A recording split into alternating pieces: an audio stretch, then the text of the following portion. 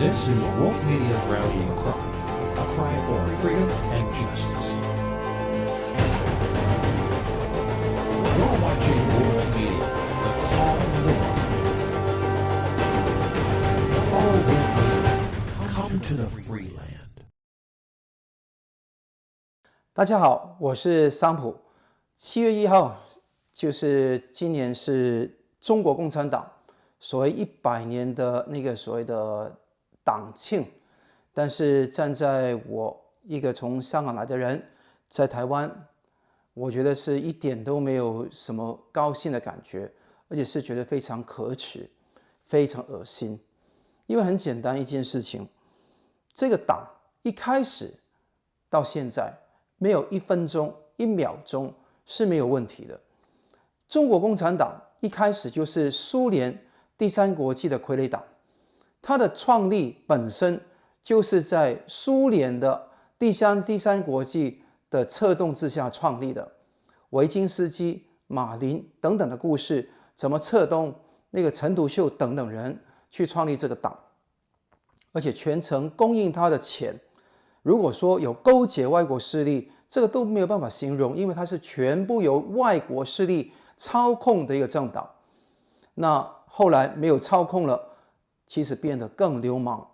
那你看到遵义会议之后，你看到在延安的整风，你看到之前在那个江西的 AB 团，一直到建政之前打了这么久的一个内战，那死伤这么多，长春围城死了多少人？49年的建政之后，他做了什么事？土地改革，打地主，打土豪，三反五反，对付商家，对付公务员。你看到反胡风，看到1957年的反右，都是对付知识人。之后农民工人有放过吗？没有。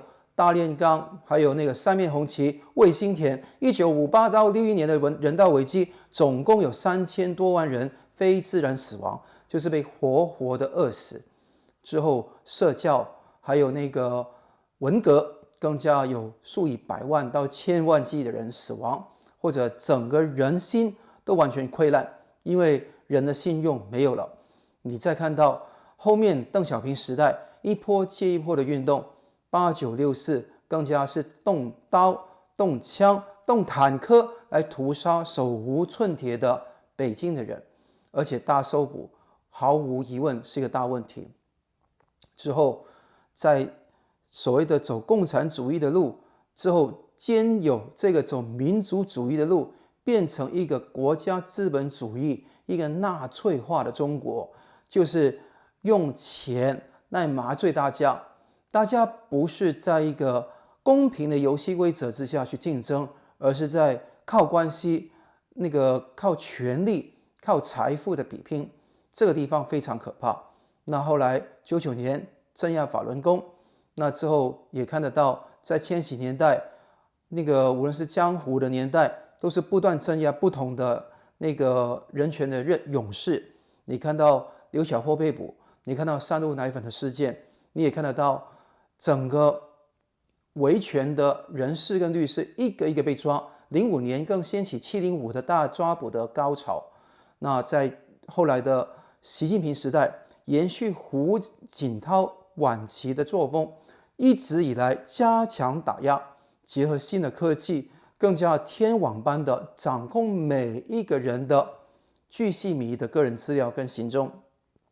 那他对于香港的打压，从12、14到1920年达到高峰，到现在国安法实施1周年，更加可以说是完全打压，该抓的抓，封关断网，装应用程式，全民普筛收集生物资料，而且更重要的是杀关管，一关一关的来，重演49年在中国大陆的那一幕，心惊胆跳。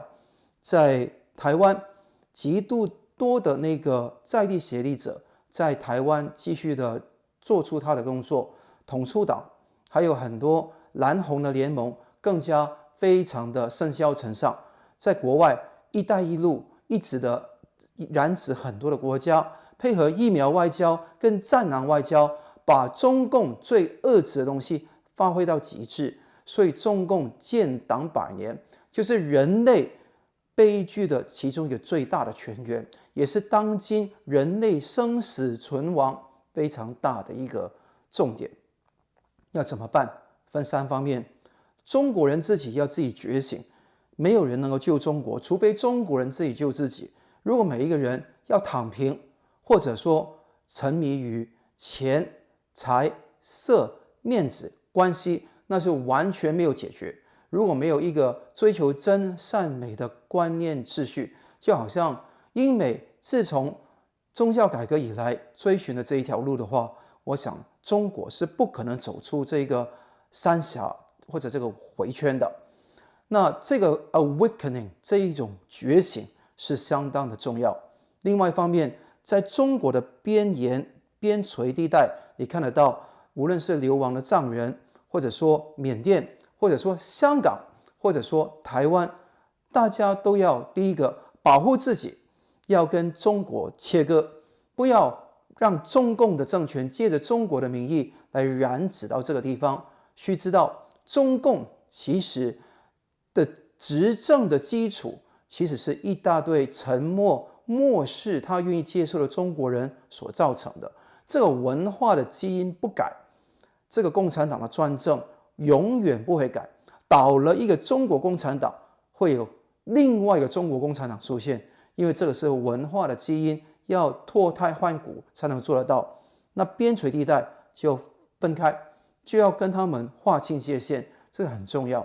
那至于说美欧等各国，比方说印太国家，更加应该守望相助，既防卫又要进取。因为很简单，如果中共走错一步的话，我觉得各国应该要采取行动，不要只是光说不练，一定要付诸行动，才能够真正去做事。目前此时此刻一个非常大的议题，不是关税，也不是所谓的贸易谈判，更不是所谓制裁东制裁西。我觉得现在最重要的一点，武汉肺炎10兆以上美金的追偿要不要做？121年前有庚子赔款，120年前有辛丑合约，那现在中共这个国要不要承受这样的一个责任？这个是先要有人追究才能有。所以我看到美国开始有民间的觉醒，接近一半都开始要觉得要追究中国的责任，这个数字慢慢节节上升。欧洲、日本也是如是，希望看得到这一种趋势往前发展下去，会给予非常大的一个努力。看到7月1号之前，北京完全好像封城的状态，完全处于一个幽闭的状态，让这个皇帝安心啊，所有的人都要从民间的那个马路上消失，在一个大会演里面、大场合里面，就好像看到北韩的阿里郎的表演，这种集体主义的红色的毒素，渗染了每一个应该追求自由、追求个人的发展的一个灵魂里面，毒害我们。那你看得到整个国家全国山河一片红，这个是什么世界？这个是毛泽东的世界，史达林的世界，也是现在金正恩的世界。这个中国也被称为西朝鲜，是不无理由的。可以看得到，如此的情况会维持多久呢？我不敢说，不采取行动就维持很久。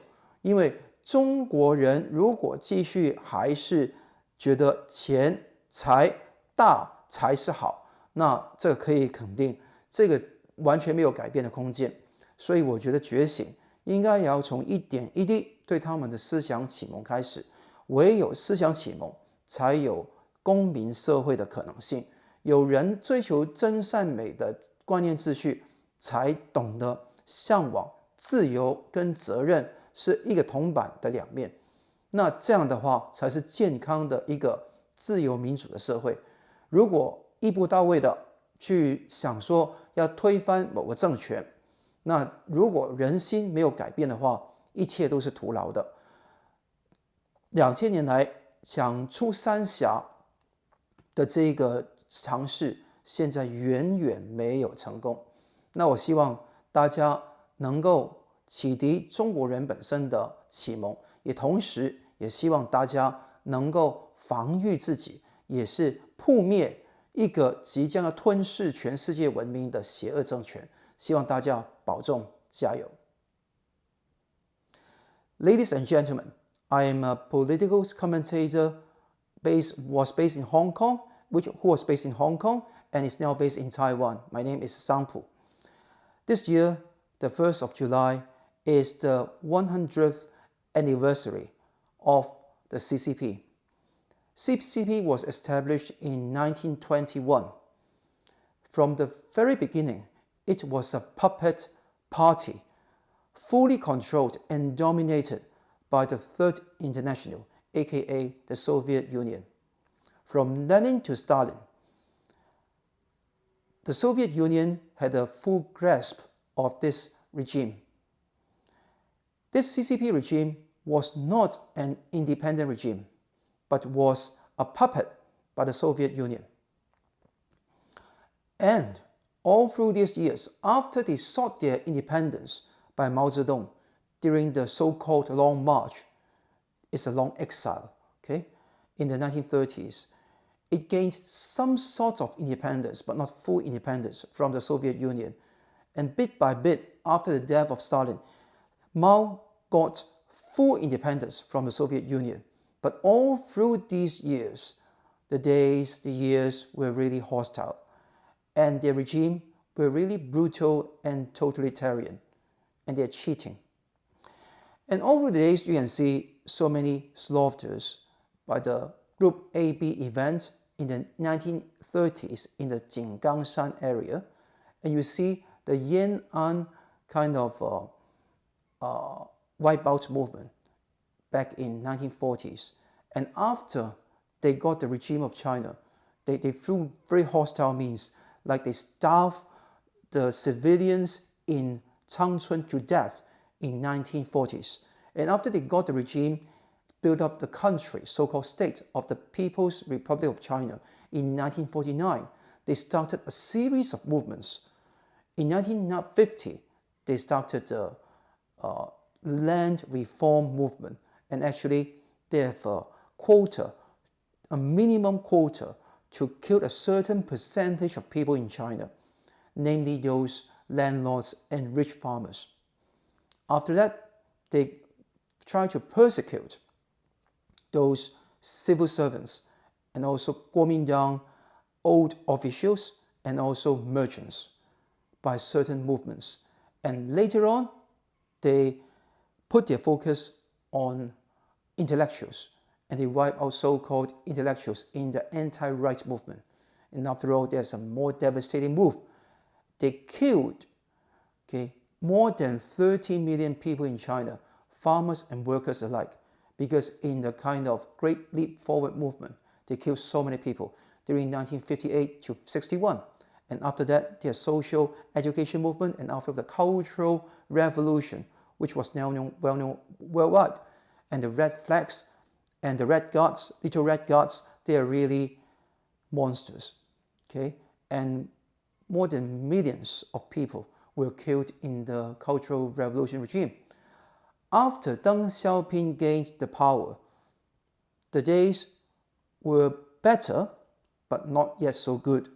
And killings were still the way to sustain the regime of the CCP. Like in 1989, the June 4th incident is a massacre that has happened in Beijing. And so thousands of people died because of this. And they used tanks and used guns to slaughter the people. Those people were peaceful, without weapons. And after that, you know, Jiang Zemin, they crushed the Falun Gong. They persecute those who are Christians. And all through the years, they persecute those civilians who are striving for their rights and proclaiming the strife for civil liberties and fundamental freedoms. Those lawyers and those activists were all in their blacklist and were persecuted. Jiang Zemin, Hu Jintao, and more seriously by Xi Jinping.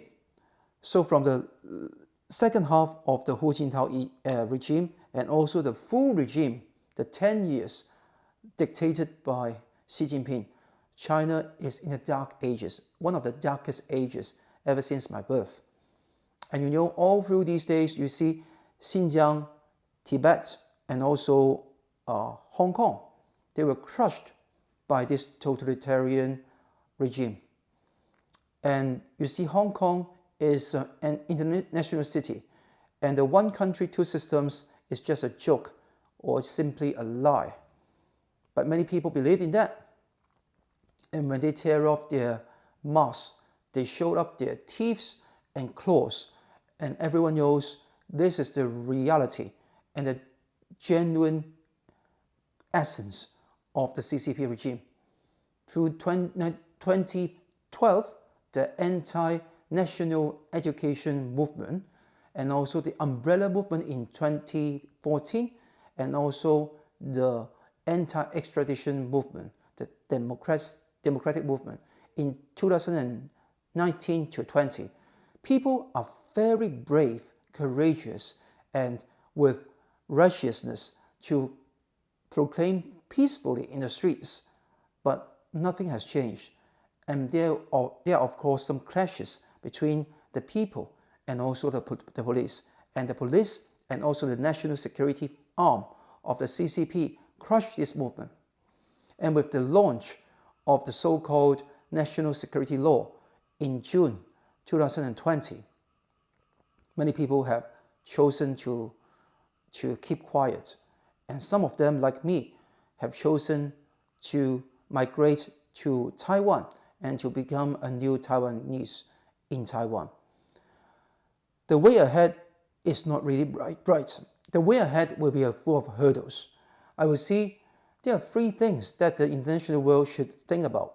One is the enlightenment and awakening of the Chinese people should be one of the agenda. Of course, you cannot wake up a person who pretends to sleep. But the point is, if this kind of totalitarian kind of hoo-ha and also this kind of proclamation have reached the peak, then the people will think about what's the aging problem of China, what's the economic growth rate of China, what's the unemployment rate of China, and how far a student can get a job in China. When there are some shaking, then people will rethink about why I should live under this kind of slave-free nation. And they will rethink and they will find their own way out. And people, the culture of the people is of the essence. I've said many times that the CCP regime is not on its own. It was supported by a culture and the people of China who are silent and intentionally silent to, they say, to lay down, okay, in order to prevent any crushes by the regime. But on the other hand, they do nothing. They are not doing any civil disobedience. They are not fighting for democracy. They are not fighting for their liberty, except a few people and a small portion of people. So the awakening and enlightenment of the Chinese people should be in full swing.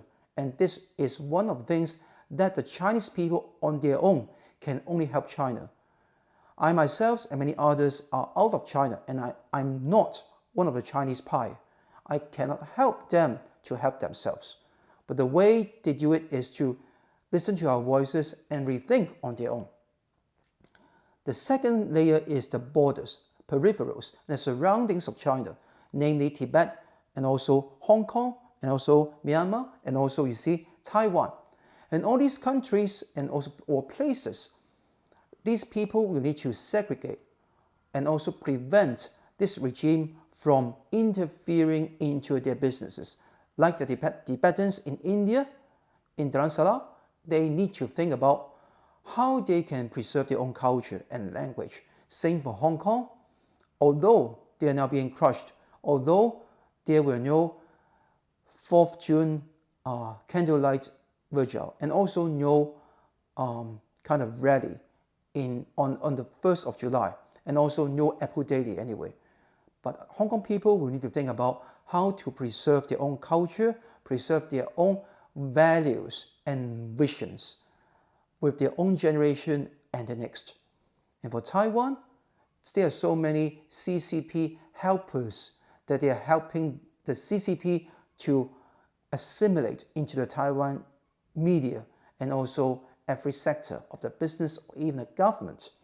So the Taiwan government will need to stand firm on liberties and democracy and also fight hard to protect Taiwan, defend Taiwan against the CCP challenges.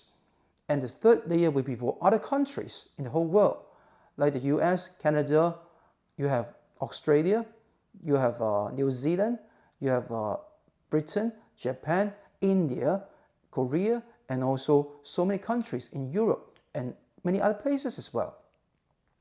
For all these countries, Indochina, Quad, or even you see the Five Eyes, you name it, they need to stand firm on the liberties and democracy grounds, and also to defend themselves, to clear up those Confucius kind of colleges influences, and to get rid of those spies by the CCP, and also to stop the One Belt, One Road kind of initiative of China, and also prevent China uses the vaccine as the kind of diplomatic stepping stone to assimilate into the whole world and to be a hegemony of the whole world.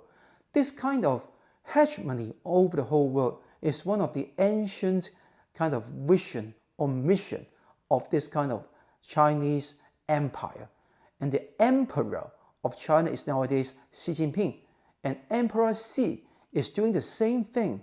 They dress in nice suits, but they think in similar ways as ancient emperors. They are so naughty and also very bad and also brutal emperors in the same way. And how you can defend it? Because they use sophisticated methods and also tactics to get into the hearts and the devices of every teenagers and the people of the United States and over the world. And how you can prevent it? This needs some wisdom and tactic, and after all, courage to do the things. Peace through strength is very important. Don't only talk the talk, but we need to see everybody walk the walk.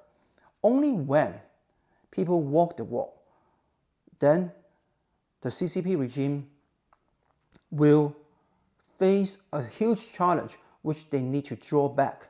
And somehow, when they feel the pressure externally and internally, then it will face a very critical challenge how they make the decision. If they fail to make a right decision, then the whole regime will face a collapsing demise.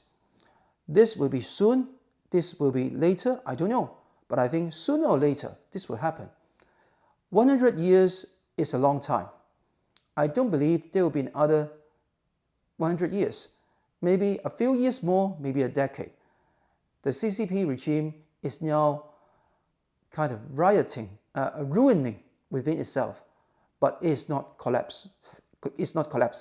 Okay? It will not collapse all through one night, but it is now like ruining and also kind of within the inner core of the sphere.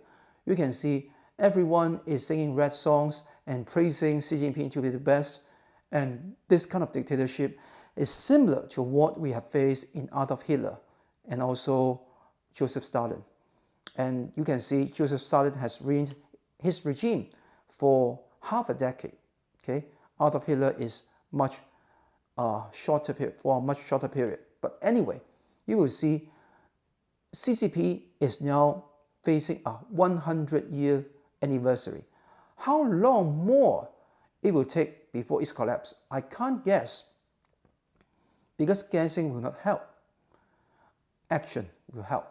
What's action? I've told you 3 layers that we need to take some action.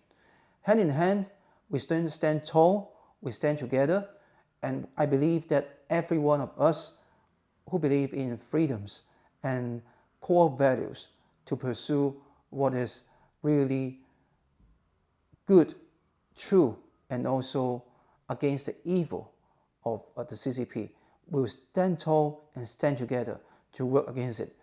I believe that this 100th anniversary is just a kind of hoo-ha or kind of a sparkle of the CCP before its demise. You can see so many roads were blocked in Beijing. You can see a hoo-ha show by so many people waving red flags, singing red songs in a kind of theater, a grand theater. It is similar to the Alilang events in North Korea. No wonder there are so many people saying that the PRC China is having another name, which is West Korea. And this is the way that how they see the whole thing's happening. After all, let's work together. Let's tell the truth and do the justice. And also be mindful of how we can make use of the Wuhan virus, the China virus, as one of the chip to seek huge indemnities, huge compensation. And that's what the whole world should put things into action. Without this action, okay, the whole world will not shake.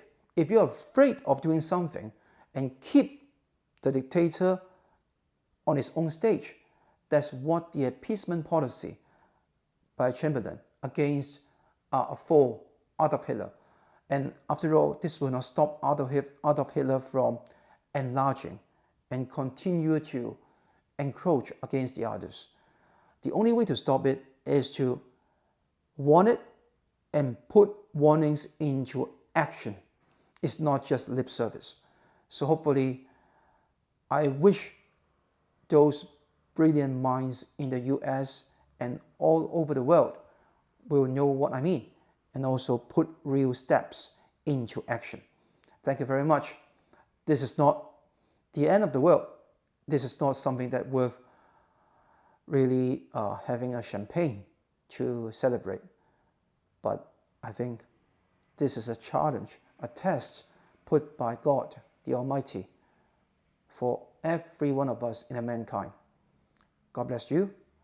God bless everyone in America, in Canada, in the UK, Australia, New Zealand, Japan, Europe, Taiwan, and everyone in Hong Kong.